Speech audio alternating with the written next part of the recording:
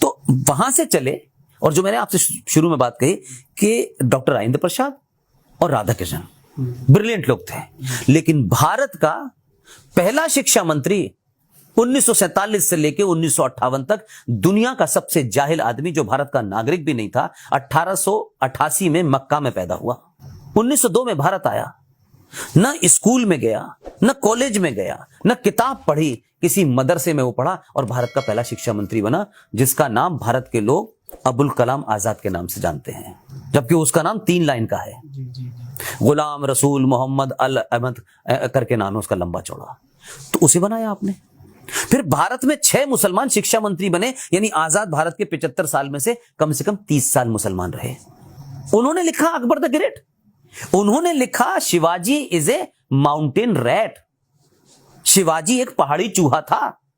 तो जो आपके हीरो होने चाहिए थे उनको कोई चूहा बता रहा है, जिनको क्रांतिकारी कहना चाहिए था उनको आपके सावरकर को कहा जाता तो माफी मांग के, सब झूठ पढ़ाया गया। तो जब आप झूठ पे खड़े होंगे और झूठ पे बिल्डिंग खड़ी होगी तो एक ना एक दिन तो वो दरकेगी। तो जो आज समस्याएं दिख रही हैं कि आज 70 साल के बाद आपको अपने असली बाप के ऊपर गर्व हो रहा है, आपको अपनी संस्कृति पे गर्व हो रहा है, क्योंकि संचार क्रांति के जितने भी माध्यम थे, चाहे रेडियो हो या अखबार हो, वो चंद लोगों के हाथों में थे।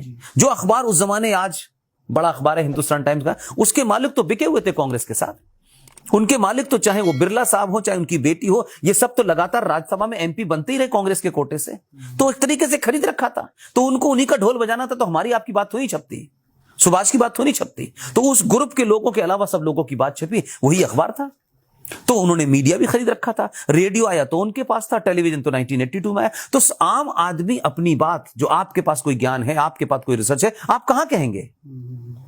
तो उस वक्त जब इंदिरा गांधी को संकट पड़ा 1969 में, तो इंदिरा गांधी को जरूरत पड़ी कम्युनिस्टों की, तो कम्युनिस्टों ने एक ही शर्त रखी, उन्होंने कहा हम आपको सपोर्ट करेंगे पूरे देश में, हमें इस देश के इंस्टीट्यूशंस पे जगह दे दीजिए, और आपकी जेएनयू, दिल्ली यूनिवर्सिटी, देश में जितनी यूनिवर्सिटी हैं, उन वामपंथियों को वो इंदिरा गांधी ने बदले में दे दिया। और वामपंथियों ने अब जिस तरीके का इतिहास पढ़ाया है, तो आज वही बच्चे निकल करके भारत तेरे टुकड़े होंगे, इसको फक्र से कहते हैं। सनातन झूठ है, मक्कार है, पाखंड है, ये वो कहते हैं।